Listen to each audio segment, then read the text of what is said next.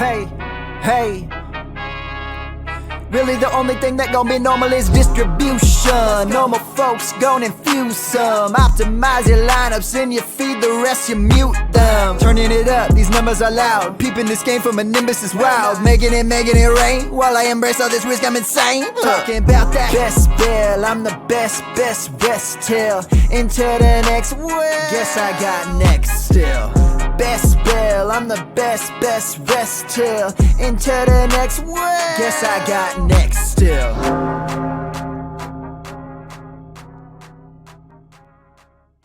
And welcome to the Bestbell Fantasy Football Podcast and live stream. I'm Bradley Stalder on the Player Profiler Network. With me, special guest Tod Burros from Sharp Bestbell Show. Tod, it's so great to have you on tonight. I appreciate you joining me talking to Bestball. Absolutely. Always glad to talk and chop it up with you, Bradley.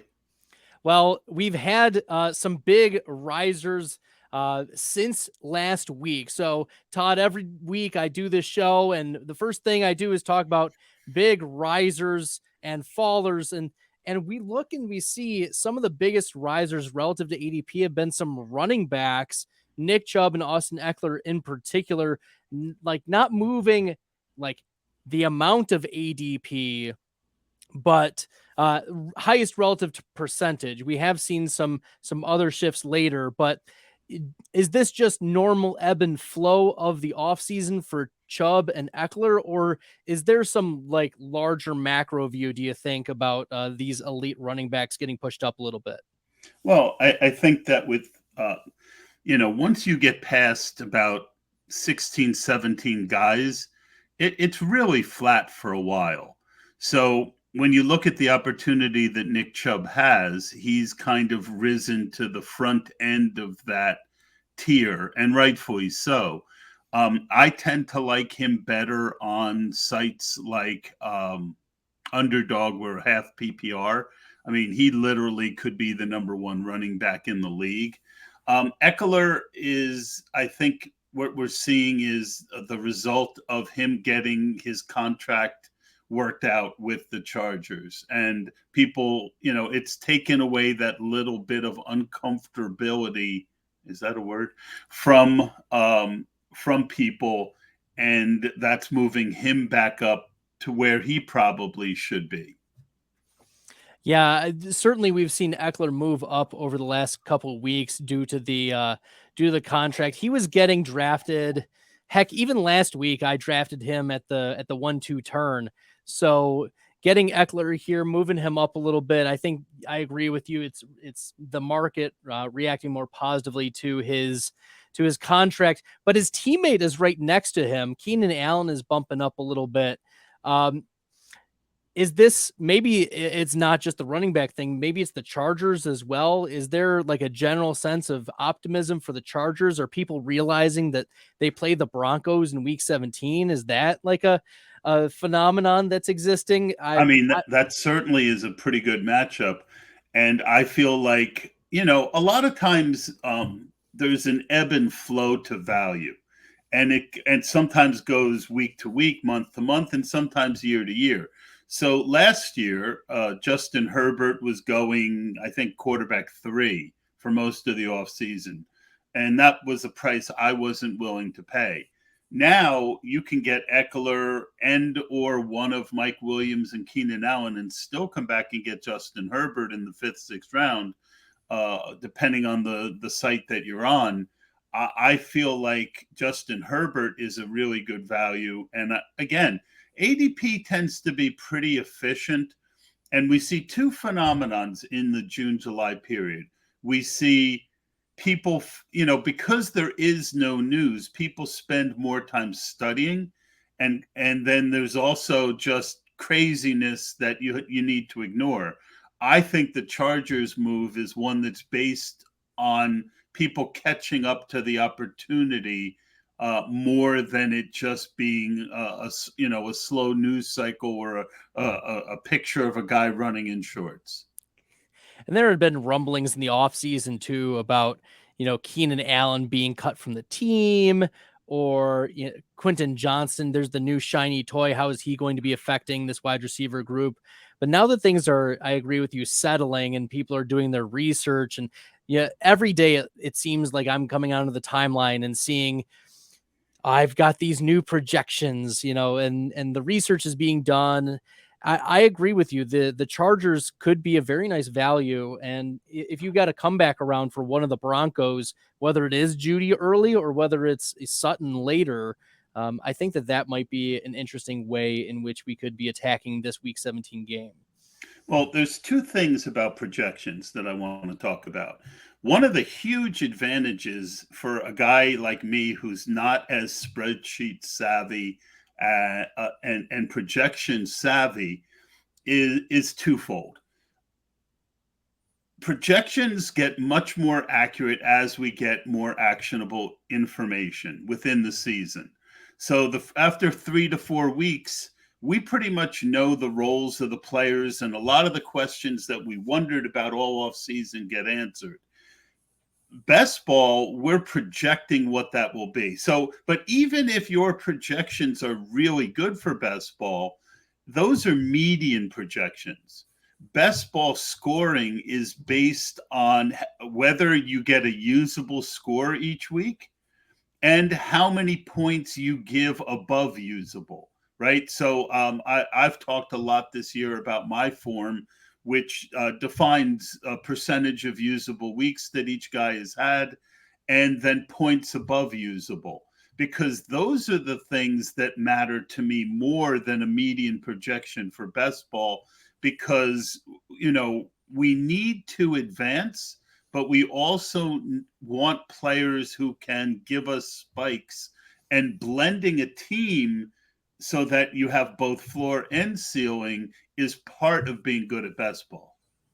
I agree with you there. It's important to recognize that the zeros for your week don't really matter. Like, you're hoping that some other player is going to come in and step into that starting role. They do matter. They do matter. Because, like last year, before he got hurt, Cooper Kupp had 100% usable weeks. Right. Justin Jefferson, I'd have to look, but it was right around 90, maybe even a little lower. And Cooper Kupp also gave you 1 point a week more points above usable. So we want guys who give you usable weeks, and we want guys who give, so it's that balance, right, of trying, I don't want a bunch of zeros. I want guys who are going to give me points every week to move my overall team towards advancement. But I also want those spike weeks. So it's not something that's easily defined when you're drafting, because you need both. But how much of each do you need? And that's one of the inner conversations I have with myself as I draft. Well, this is really important stuff. Before we move on to the biggest fallers, we have a word from Matt Kelly about Underdog Fantasy. Let's take a moment to talk about Underdog Fantasy. Now, many of you have already signed up. Thousands have signed up from Player Profiler already over the years. Underdog has supported us since 2020. Much of what you see on Player Profiler is because of Underdog, because of their support. Get the Underdog app, plug in that promo code Underworld. I used to play Underdog just for the best ball drafts. I mean, the best ball drafts are amazing. These draft rooms fill so quickly, and you can win life-changing money. You want to take advantage of all the sleepers we talk about on this show? Well, what better place than in an Underdog draft room to do that? And I recommend taking your Underdog play to the next level by diving into their NFL pick'ems. It's important to correlate those NFL pick'ems. You can pick both the quarterbacks and the wide receivers to exceed expectations. Correlate them, and you can 5x your payout. Bada bing, bada boom. Underdog Fantasy, the promo code is Underworld. For an instant deposit match up to $100, Underdog is the truest friend of the Underworld. That's right. Use promo code Underworld on Underdog Fantasy. Todd, before we get into the farthest fallers over the last week, one player that had jumped a lot, but leveled out this week, surprisingly, was Alexander Mattison. His ADP leveled at 65.7, in the 6th round. And it made sense that he was jumping over the last couple of weeks because of Dalvin Cook and the rumblings that Cook would get cut. And finally, Cook does get cut by the Vikings. But why do you think it just stopped at 65.7? Are there other concerns that the Vikings are going to bring in someone? Or is this just what the market is viewing is the ceiling for Alexander Mattison? A lot of really smart people on Twitter are pro Mattison, but here are my thoughts. Mattison accrued those big numbers with a coaching staff and a blocking scheme that are no longer there. It was a small sample to begin with, but for certain, the current scheme is not as friendly to running back as the old scheme. The threat of a veteran signing, as you mentioned, including the chance that that veteran is Dalvin Cook. They showed that they wanted to keep him and they wanted him to take a lower salary. I think there's a very good chance that the guy who ends up back there is Dalvin Cook. And three, we've seen over and over again less efficient running back who shine in small sample sizes fail with bigger workloads. Mattison had 3.8 and 3.7 yards per carry over the last 2 years. Now, before you tell me that yards per carry don't matter, over the last 3 years, Mattison averaged at least a half a yard and as much as a yard less per carry than Dalvin Cook in the same system. So I think he was too expensive about 2.5 rounds ago. The fact that he finally stopped, it does nothing for me, and I am completely ignoring him at ADP. I agree with you, Todd. I was probably leveling out at about 80 when his ADP was about there. But I was getting Alexander Mattison shares at like 100, 110, earlier in the offseason. But it's only downside from this point. And you mentioned small sample size and he's an inefficient runner. Like those are all reasons that a smart player like yourself would be out on Alexander Mattison. So, I agree with you that maybe the market is catching up, but I also wonder if, we'll see who and the lands more there. important founding father was Jefferson, not Madison.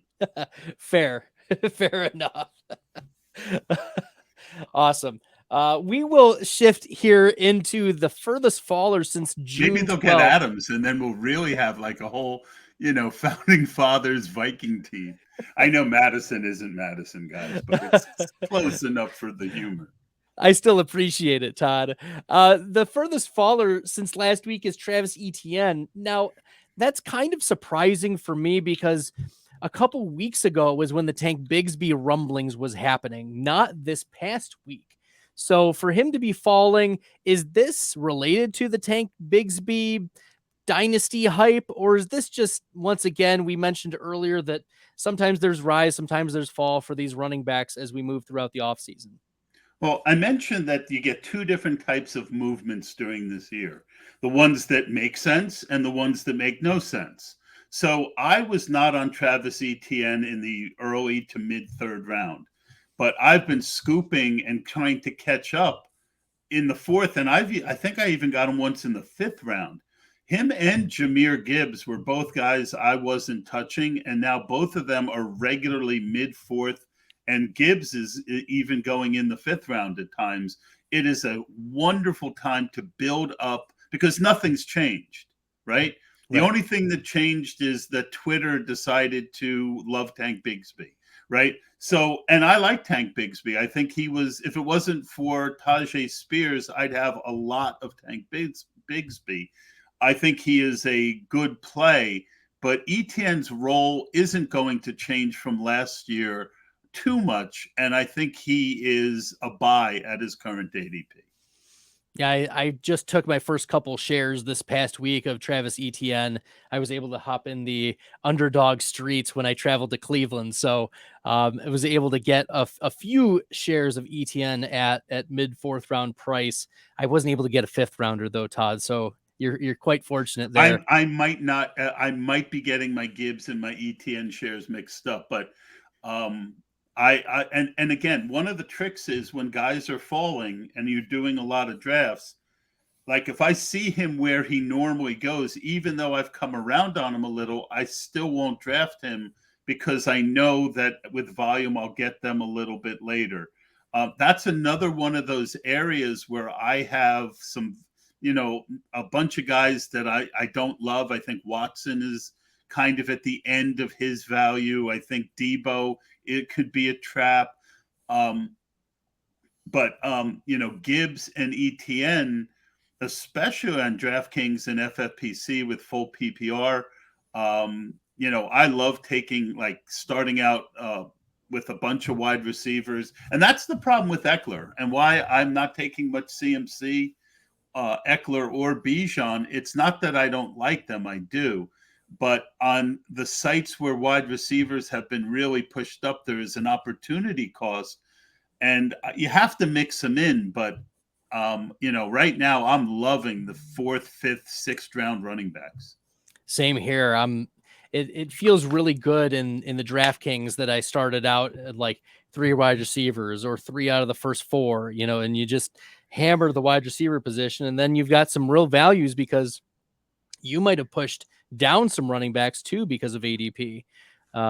So nevertheless, we'll keep her moving with Jalen Hyatt. Here's the second for this faller. I think there was some camp news that came out this past week about Hyatt, working behind a lot of the veteran wide receivers. And that makes sense. The Giants brought in a lot of vets.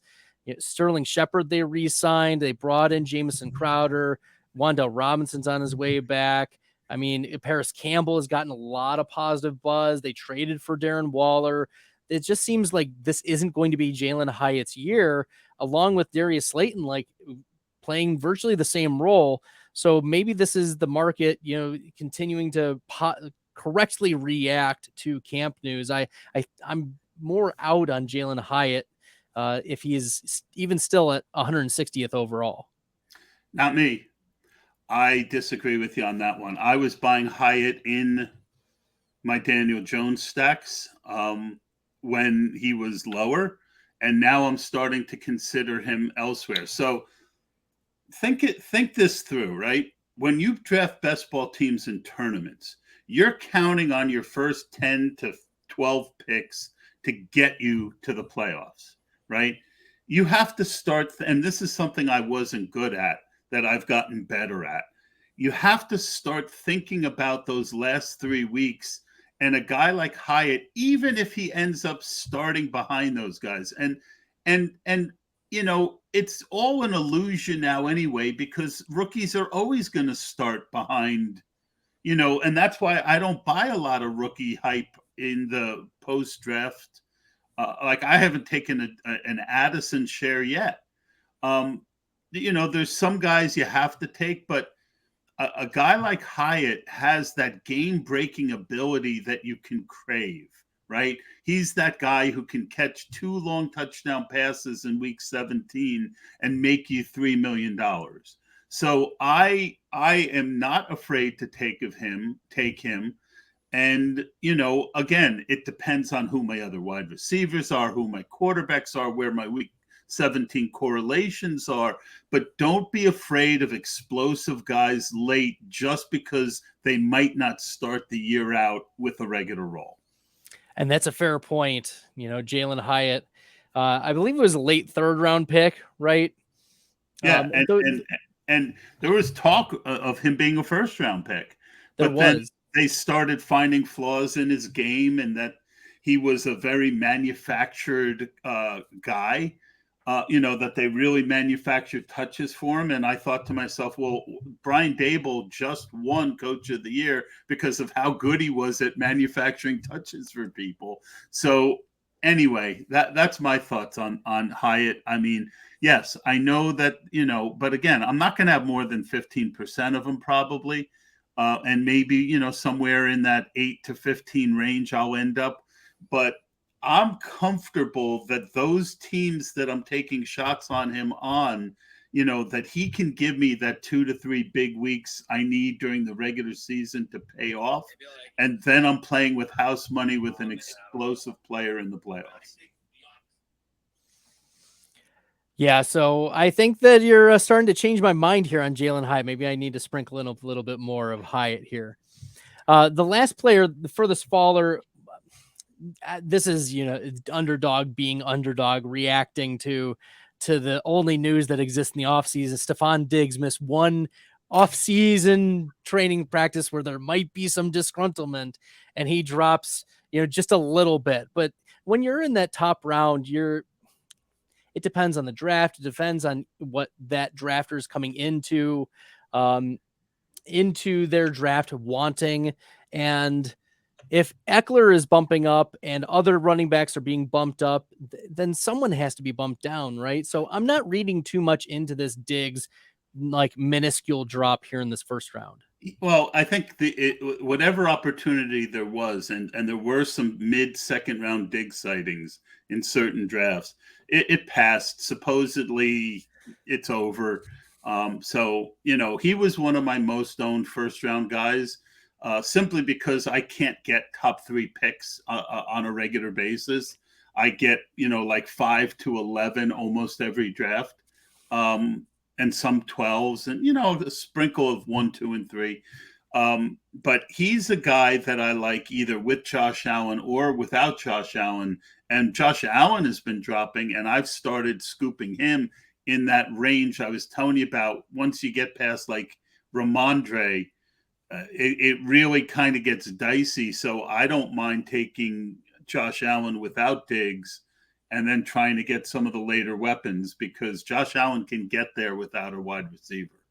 Oh, he certainly can. Allen was a top 3 in rate of top 5 weeks last year among all quarterbacks. So you can draft him naked. I think that's a great suggestion. When I prefer him with clothes on, but I do think that no. Just Okay, Haley Steinfeld. Is he dating her? Yeah. I think I saw that. Nevertheless, the Josh Allen jokes don't stop, but we're also not going to stop. We're going to keep going here. Remember that Josh Allen played through, I mentioned this on another pod.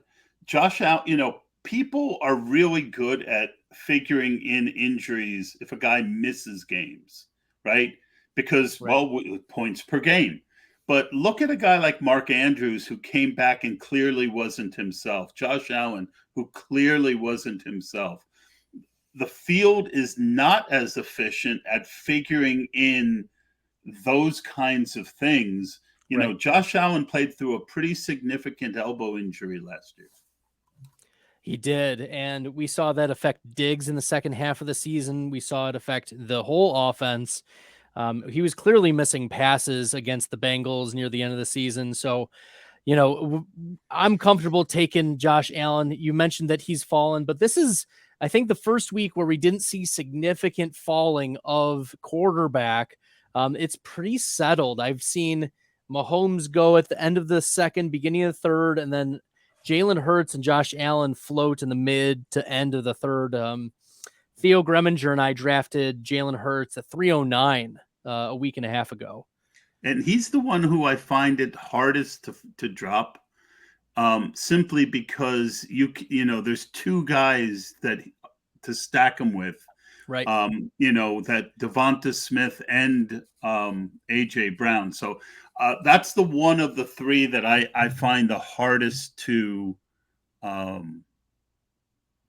see drop. I've done a couple drafts where I had Jamar Chase, and I came up in the second round, and the Kelsey guy passed on him, and I passed on him in the second. Took someone else. One draft I took Higgins, one draft I took Pollard, and both times I was able to come back with Mahomes in the third round. So that's another one of those situations that I like to talk about, where I like sometimes risking it to see if I can get a guy to drop a little further so that I can get something a little more unique. The guy that I really like, and that I think the whole, he's dropped the most, and he's still dropping now. 5th round Justin Fields. Yes. Right. Yes. If you take out the 5 games that before they unleashed Justin Fields, he tied Patrick Mahomes with 9.3 points per game above usable. Okay.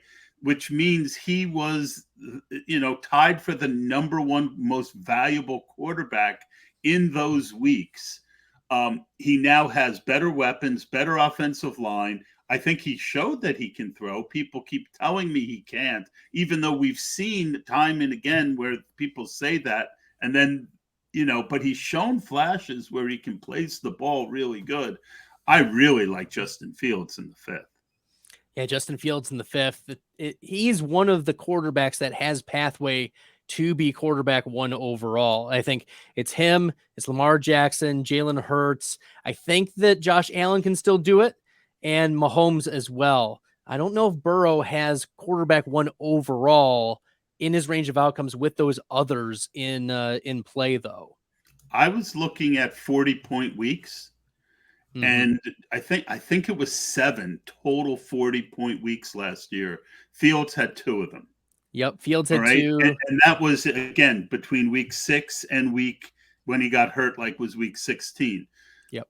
I mean, 40-point weeks will win you the week by himself. Well, that we're in the business of trying to find guys who can, give us those ultimate must-have spike weeks, and he can get there without one of his weapons. His running gives you a floor. Lamar Jackson, have you noticed him moving up? Yeah, he was moving down and then he's now moving back up.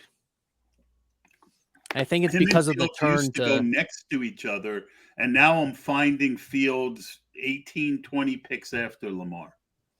Yeah, I think if you're thinking Lamar, you should probably also consider Justin Fields as the backdrop. I like that call there, Todd. Thank you. Well, we're going to get into today's lesson, and it's going to be focused on some questions that I have for Todd here.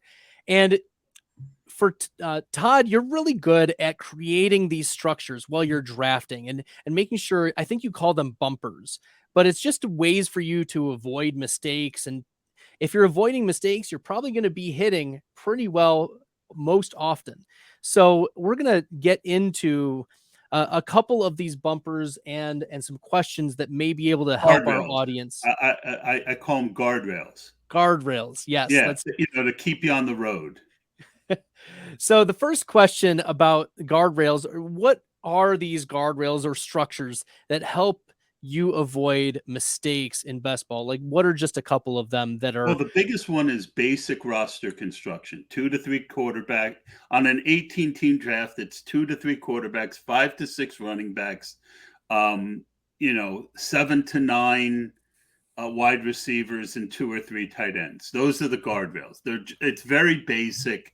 You're not going to be an expert driver because you stay on the road, right? But you have to stay on the road to not kill yourself. Right. So that's what I mean by guardrails. Now, does that mean I'll never draft a 4 running back team? No, I will. But I will do it in a way where I'm maximizing the effectiveness of a 4 running back build.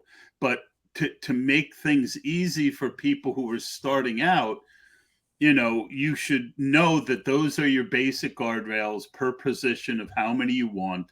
And then you need to move past that to start understanding about how to properly weight each position group, so that you don't have really weak areas that are going to drag your team down. All right, great. Yeah, I think the roster construction is going to be a big one. Another thing that you do, and I know that you've done this in the past, talking about tier-based drafting, because we've seen in many fantasy football spaces that fantasy analysts will have their own tiers. What goes through your drafting process and your tiers when you're preparing for best ball drafts? I mean, I'm not the most. So basically what I do when I'm drafting is let's say I make a pick and it says you're up in 15 picks. So I know I've got 15 guys are going to go before I pick again. So what I do is I'll just click really quickly those, 15. Then I will resort it by my ratings and look to see if there's a few other guys that I want to consider. I'll also look at week 17 correlations.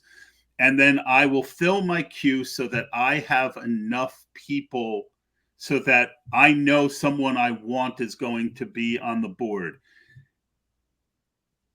Tiers is, for me, there are the tiers that's the tiers that the board gives you. But then I also have tiers in my own mind of players who I think should be in that range. So, let's say, back when Travis Etienne was going in the mid-third round, I didn't think he was worthy of that tier. So to me, he's not a guy I'm going to draft because I don't want to drop a tier to take a player unless there's some like really good correlation or there's nobody else that I have a tier above them. So the value of tiers is to keep in mind basic ADP value so that you're putting as much value on your teams as possible. So you mentioned week 17 correlation or stacking possibly as reasons you would deviate from the tiers. How often do you deviate from your initial tiers when you do that initial tier and then the 15 picks goes by? Like, how often are you saying, you know what, I'm just sticking with what I originally planned and set up for, or am I making a pivot here based on what I'm presented or the way the board has fallen? It's a matter of kind of an internal feel, right? So, and every situation is different. All right. When I'm like 2 picks away, I'll look at, what's going on, and I'll weigh in my head. All right, I've got this correlation and I've got this player. Is this correlation going to be enough to make up for the value that I'm giving up or not? And that's within the confines of the individual draft that I'm in. Right. So, it's like when you're good at, let's say, judo, a lot of it is feel of how to turn someone's weight and gain an advantage. Right. So, and the more you practice, the better you get at that. And not everyone is good at it. There are some people who need to stick to numbers because their that's not their strength. Their strength might be a spreadsheet. So, but for me, I'm weighing a lot of factors. So I can't give you like a simple guide to how to do it. But I will tell you that as the draft goes along, and especially, and again, it depends on the tournament. When I'm in the FFPC, I'm much less likely to do it because you can win the FFPC tournament I came in 4th. And I didn't have a lot of stacks or correlations. The guy who won didn't have a lot of stacks and correlations. You're in a final with 70 other guys versus 450 or 1250 with the other sites. I'm much more willing to reach for a stack or a correlation on those sites. And then as the draft goes on, once I get past the 15th round, I'm willing to jump a round or two if I feel that it's the right player for that team, not just correlated or stacked, but that I've got an internal value on that guy that I like as well. At that point, ADP becomes much less important to me, especially now, because I know that by the time we get to August, a lot of it'll change anyway. And I found that I'm pretty good at that part of it. So like a guy like Tajay Spears, at certain points, I was taking him a round or 2 early because I was so high on him. Once I built up enough ownership that I stopped doing that. I didn't need to. So I wish I could give you like a real simple answer, but I gave you a bunch of different things to think about that go into my process. For sure. And, we have a lot of different tournaments that we're drafting in. And so weighing all of those possibilities from tournament to tournament is something that's really important to keep in mind, because as you mentioned, if you're only competing against a small field, it's more that you just have the best players. Whereas, Right. if you've got a large final, The reason why a lot of those people got to the finals because they also had the same players. So that those particular Well, stacks with that's that particular another strategy factor that I've tried to take to the next level of Mhm. blending my teams so that I have, one way you can do that is taking two guys on the same team without the quarterback. Right. A couple of years ago, Mark Andrews got me and the FFPC tournament final 2 years ago. I think it was 10 or 11 out of 12 teams had Mark Andrews. I was the only guy, me and one other guy were the only of the 12 who had Marquise Brown, Mm. right? Who was on the same team at the time. Now, neither one of them went off on that week. But the fact that I had Hollywood, if he had gone off, all anyone would have been talking about was how that secondary thing, how Andrews got me there and then Hollywood won me the money. Those are the kinds of things you want to experiment and think about and try and build into your team's kind of sneaky upside to leverage that, especially on Underdog. Yeah, and there are some people who have been tracking the BBM for at least some submitted boards, and just seeing how common stacks are. So an article that's coming out soon for Player Profile that I wrote are some under the radar stacks, and one of them, I'm just going to throw it out here. Spoiler alert for everybody. Hope you read the article. Is Jalen Hurts and Devonta Smith. They're only stacked about 18% of the time, versus AJ Brown and Jalen Hurts is 30%, and Hurts and Goddard is at 37%. So if you're stacking, having that Smith Hurts stack, it's going to be more unique. And then maybe you sprinkle in some other players as well. But, the field is much more likely to be stacking, and using that information might be to your advantage. Although it's very early in the process, I wonder if that might be more valuable as we get closer to the start of the season, Todd. Well, I'm going to go in a different direction with this. There's a lot of things from DFS that translate very well to best ball. And one of the things that I learned from a guy named Zandamir on 1 Week Season that he would always talk about is just by adding one other player to the stack. Now, it's not apples to apples because in DFS, everyone in your lineup is being used, where in best ball, just by adding another Eagle doesn't mean you've really differentiated yourself. But let's say you've got Devonta Smith and Goddard on the same team. I almost guarantee you that if you ran those numbers, just that extra addition of one other player would knock that 37% of Goddard down to about 7%. Yep, right? probably.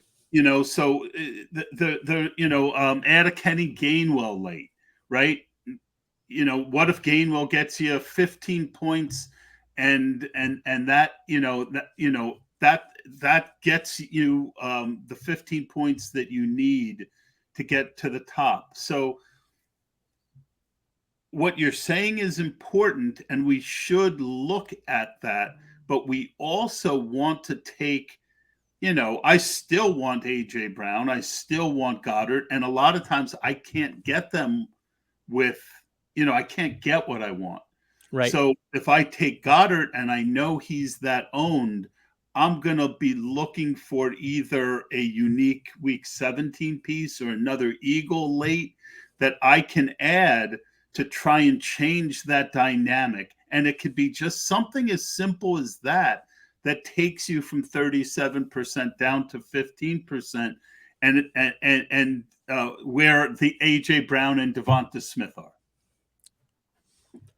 Well, I love that conversation. We'll keep it going, though. Question number 3 does tie into it. How important is stacking in your draft process? I know you've hit on stacking already. It might vary, and we might have different strategies for different stacks, but do you weigh or value different teams' stacks?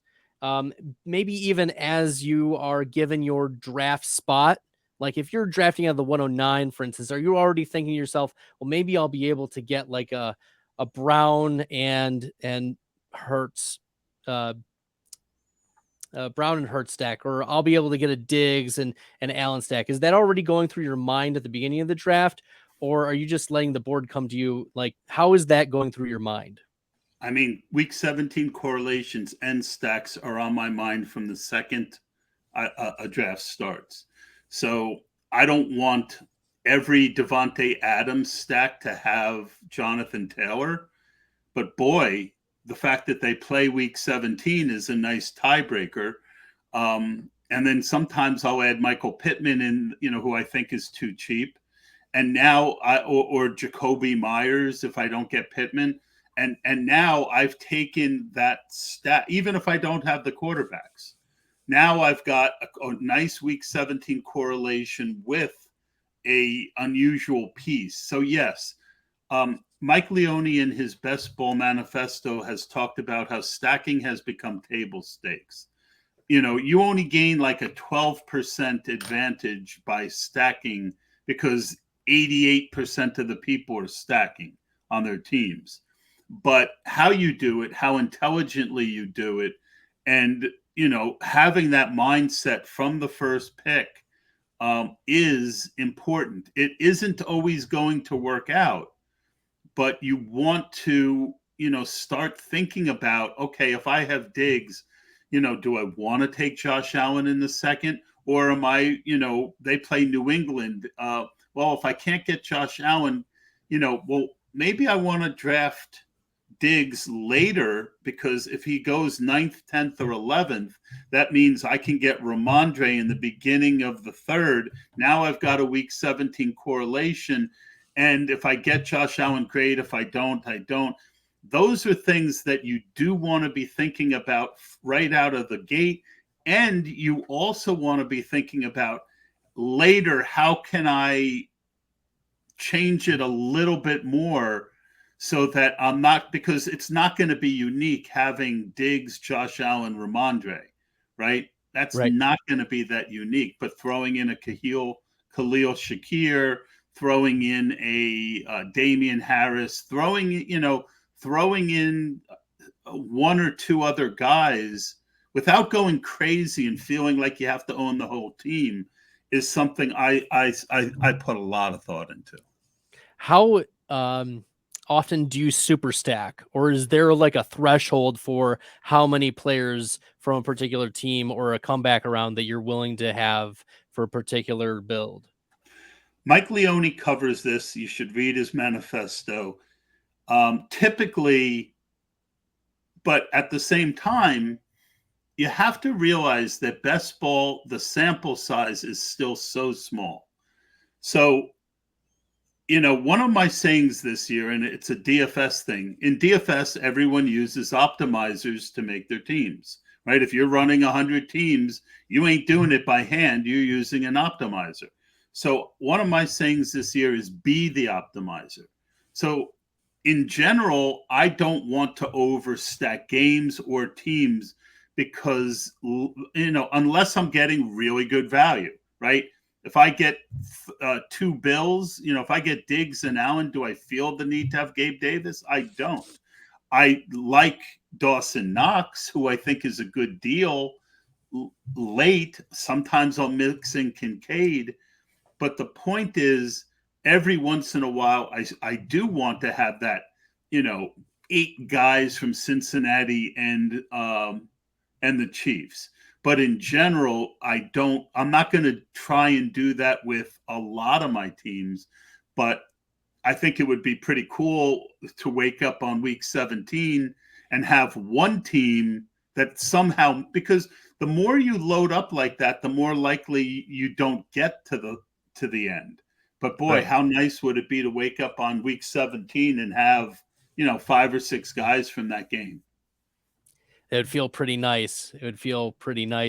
Question 4, you mentioned it earlier. There are some tiebreakers when you're drafting. What are some tiebreakers that you consider when you're choosing between players in the same tier?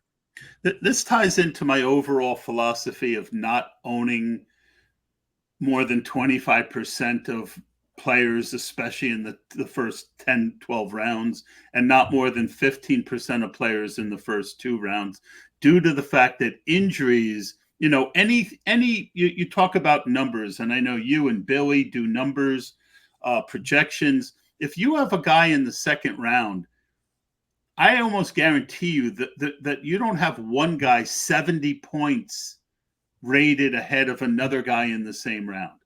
30, 35 points. That's 2 points. That's 2 points a week. That's not a lot. If a guy gets injured, it can be a 10, 12, 15 point a week difference. So I use tiebreakers as a way to mix, and it also helps me to be the optimizer. So stacking is one. The overall build of my team is another. Do I want to do a zero build, running back build here, a hero running back build? There's a number of ways to break ties. And ultimately, the last tie is ownership. I use Spike Week's overlay, and I see how much I own of a player when I'm on the board. And if I have them in the same tier, I might like, Chris Godwin a lot more than Mike Evans. They're not in the same tier anymore, but they were for a while. But if I have 20% Godwin and 3% Evans, do I like him that much more? So sometimes the last tiebreaker is actually how much do I own of a certain player. Yeah, it's important to be using these tools. You mentioned the Spike Week tool. If I were in a state where we were doing underdog, I would probably be investing in that. But for right now, Michigan needs to get their act together. Let me tell you, Todd. I can't draft on drafters, so I get it. Fair. Number 5, what are your preferred roster construction bumpers? I think you hit on this already. We covered that. Let's go to the next one. And then 6, at what point is ADP value considered in your drafting process? Like you mentioned that, like you set out your how many spaces you have until your next draft selection, and then you reorganize for your tiers. But at one point, is a player just the ADP value has fallen so far? Is there like a line of demarcation for you that it's 10 spots, it's 12 spots, or I'm not looking at it at all? It's just what I think this player can bring to my team. Again, it's so many factors that go into answering that question. But in general, it's the first thing I look at, right? Who made it to me that maybe shouldn't be here? And if there's someone there that made it to me that normally wouldn't be there, that would enhance my team, I won't even look further. I won't look at stacks. I won't look at anything else. When I'm on the board, the first thing after I look to see, is there any name that just jumps out at me? The second thing I'm looking at for my stacks and my correlations within my tier. If I don't see anything there, then I will go back to look at that guy who's at the top of the queue, and I'll look, and let's say he's, his ADP is 60 and I'm pick 62. I'm like, that's not enough reason to take him. I'll keep looking for another reason to make a pick. I'll look who's going to be available the next time I pick, have an idea of, what positionally. But if there's a guy, who's 8 to 10, it depends. Again, early in the draft, 2 or 3 picks is a big deal. But in general, I always feel good if I don't have a correlation or a stack, or I don't have a positional need. Like, I know when the big drops at each position happen, right? So if I'm not taking a guy for that, then I'll come back to the top and see, I'm getting a 7-pick discount here. All right, that's my best pick for here right now. Before we move on to question 7, the last question, there's been a lot of chatter about bully quarterbacks, or at least earlier quarterbacks off the board. And we've seen this relative to last year, but we've also seen a phenomenon over the last month where quarterbacks have been falling a lot. So, for instance, I've seen Trevor Lawrence fall in a half dozen drafts, double digits past his ADP on Underdog. At what point are you considering, like, you've already drafted Jalen Hurts, but Trevor Lawrence, we're like, is he making sense 12 spots after ADP, even if he wasn't in your original plans? Yeah, I last year I was intentionally trying to do a lot of bully quarterbacks. It's harder to do it this year because the value isn't there. I recently drafted 2 teams that had Jalen Hurts and Joe Burrow. I got value on Hurts to go with AJ Brown or Devonta Smith. I think it was Brown. And then but I had Chase or Higgins, and then I got value on Burrow. And and then I had another draft where I had Mahomes and Burrow would have been a little bit of value. I had Mahomes with Higgins and Chase, but I passed on Burrow because it doesn't make sense to do it because the scenario I'm building for is week 17, Mahomes and later guys get me there, and one of those wide receivers get there, but Burrow doesn't. So I'd be hurting my EV week 17 by taking Burrow. I had Hawkinson on that team, so I took Aaron Jones for a Green Bay, Minnesota correlation instead of adding Burrow. And a couple people, maybe even you, mentioned it on Twitter. But, for me, it was a tough decision. But that's why I think I am who I am in this, because I'm thinking, I feel like I've thought out a lot more of these kind of things ahead of time. I listen to smart people. And Justin Herzig was the one who kind of said, look, if you draft 2 quarterbacks both week 17, it's minus EV. It makes sense. But I've also had teams where I had Lamar Jackson and I had Waddle and Hill, or one of them, and Tua was like a round later than ADP. Well, at that point, that makes up for any, because you also have to get to week 17. Right. So, it comes back to that feel. It comes back to who else is on the board, but training yourself to know all the factors so that you can make the most educated decision when you're on the clock is what separates the best ball players from people who are just okay at this. All right. I love that. The consideration of the correlation week 17 and then comparing that to what kind of EV maybe you're losing by having those 2 quarterbacks together, but also gaining it if they fall significantly in ADP. The last question. So you mentioned that you have a general rule of not having more than 25% exposure to a particular player. At what point are you in your draft process thinking, you know what, I'm going to be conscious about how much I draft of this player? Or is there like the first couple months you're just drafting based on the value and then you allow your future drafts to adjust your percentage? Or is it a hard cap at 25%? No, it's never a hard cap at 25%. And a lot of it happens naturally through tiebreakers, right? Just by mixing up when you get to draft. I'm not reaching for players a round or 2 ahead. So I'm only going to get, the opportunity to draft a guy probably 35 to 40%.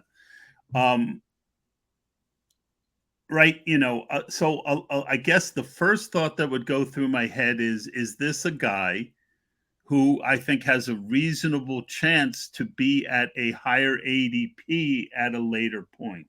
So if I think it's a guy who's just a phenomenal, like Tajay Spears, I mentioned, I'm sitting on 35% Tajay Spears. It was 40% in early best ball. I just really believe in this guy, and I believe that once camp comes out, he's going to go up 5-6 rounds.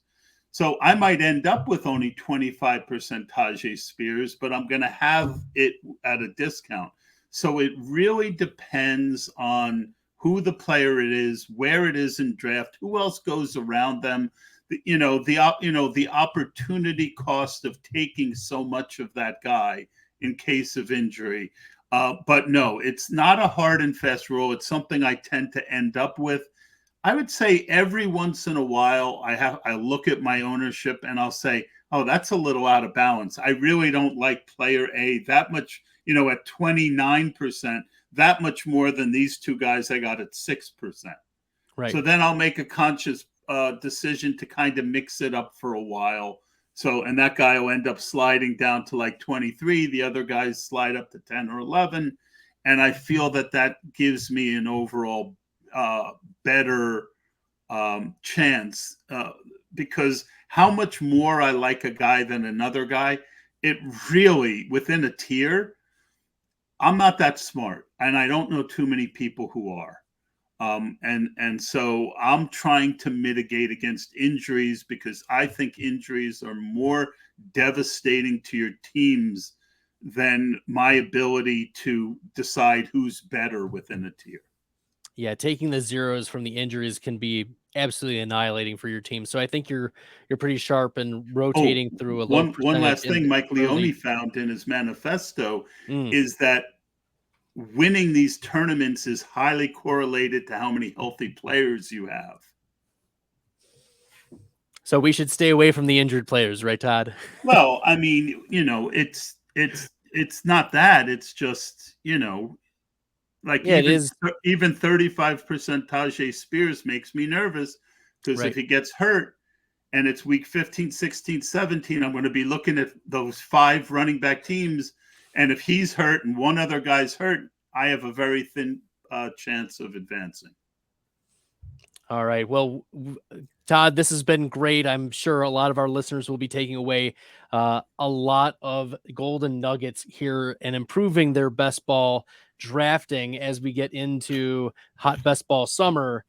We're going to analyze some best ball teams here, Todd, just real quick, just a couple minutes left in the show tonight. There are some criteria, and I know that different best ball players will weigh each of these criteria differently, but I think all of us would agree that these 5 are pretty important for how we are going to grade and evaluate how well a team is, at least, in the off season, how good a player actually is, whether you are stacking, whether stacking exists, how the team structures. So you mentioned roster construction, how the team is versus ADP, whether there's some ADP values or there's some massive reaches, and week 17 correlation if it's applicable in the particular tournament. I would add one more important thing to that I think you're missing. Yeah. Weighting each position group. Yes. All right. When I grade other people's drafts, the first thing I do is I go over the roster construction and then I look at how good each position group is. Right. Because a lot of people, they'll have 8, they'll think they did the job because they drafted 8 wide receivers, but they didn't draft them. There's not enough good wide receivers there. Right. Right. So that's the one that I always try and add. And I don't mind that you're a tough grader. Fair. we can tucker that into team structure, if that we can say roster construction plus team structure. Okay, so Todd, this is one of your teams. It's the one I Jalen talked Hurts. about. Yeah, how about that? So it's the Jalen Hurts, Joe Burrow team. You've got power quarterbacks here. Then you went Ken Walker. Well, this is the running back group. Ken Walker, James Cook, Damian Harris, Tank Bigsby, Tajay Spears, your boy, and Pierre Strong, a fan Another favorite. one of my boys. Yeah, Jamar Chase, Devonta Smith, then Jahan Dotson later, and then a little bit even later is Juju Smith-Schuster, followed by Sky Moore, the comeback around for Joe Burrow. Marcus Valdes-Scantling, also the comeback around. Tyquan Thornton, an upside, a high ADOT guy. Same thing with Rashid Shaheed. And then you've got Goddard stacking with Hurts and Trey McBride. Where are you even going wrong in this team here, Todd? Like this is a pretty strong team. And this is where bully quarterback, if you get lucky. So if you look at it, I've got Hurts with Goddard and Devonta Smith. Right. The weakest part of the team is that I don't have a really good bring back week 17. I settled for Trey McBride. I also only have 2 tight ends, and Trey McBride isn't the greatest second tight end.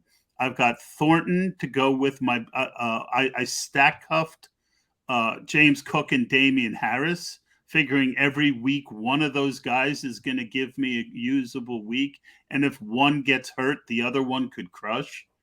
I really like the running back group. Obviously, the quarterback. The very little to pick on here, but those I didn't have someone from San Francisco to go with Dotson. Maybe the wide receiver 3/4. Like, I like Dotson, but some people are out on him.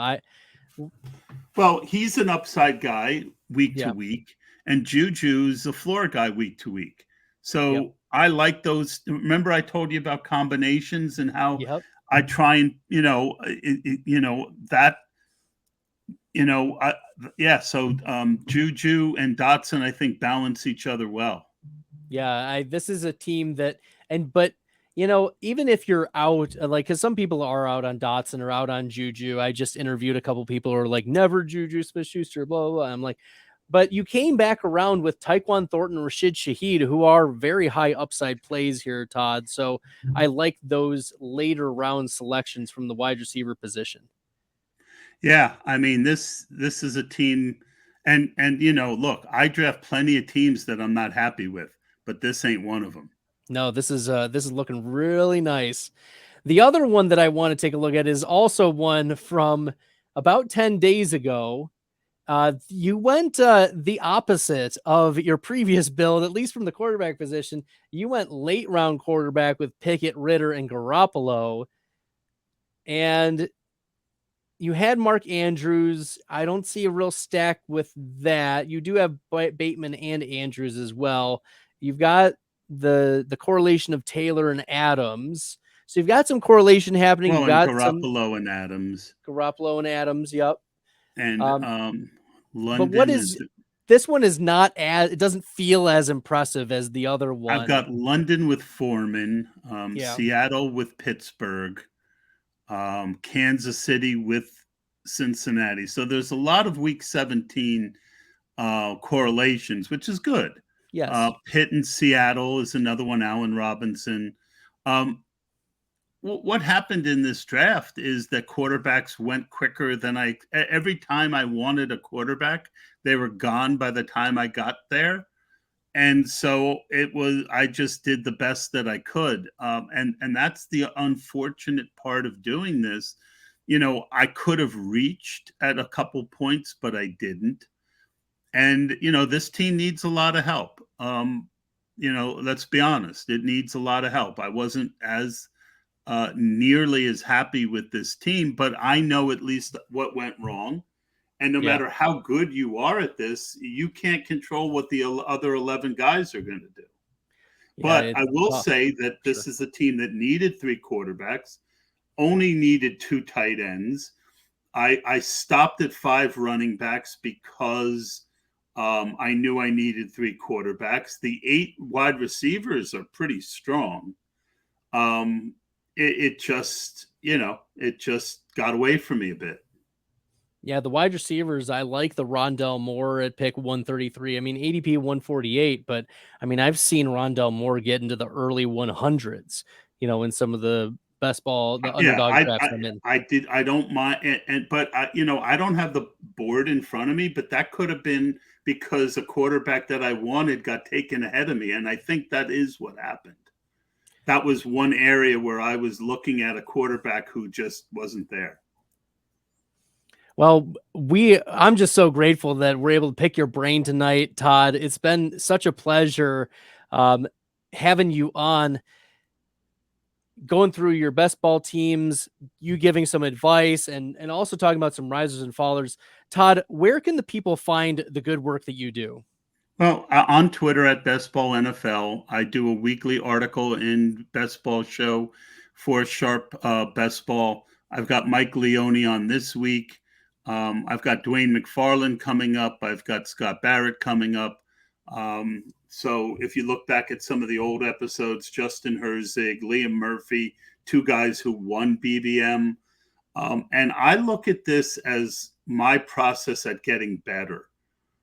it's not interviewing as much as it's, just trying to learn from these other smart people. All right. Well, Tod, it's been great. Thank you for joining me tonight. And as always, make sure that you're checking out the Player Profiler YouTube channel. Make sure y'all are hitting that red subscribe button. And until next time, everyone, on behalf of Tod, I'm Bradley. Good luck in the best ball streets. Hey, you like that video? Be sure to subscribe and activate those alerts so you get notified as soon as new videos drop. And be sure to check out playerprofiler.com. We have all the tools for you to dominate every type of fantasy league. We have a draft kit, Dynasty Deluxe, data analysis, DFS Dominator, and don't forget the player rankings to rule them all.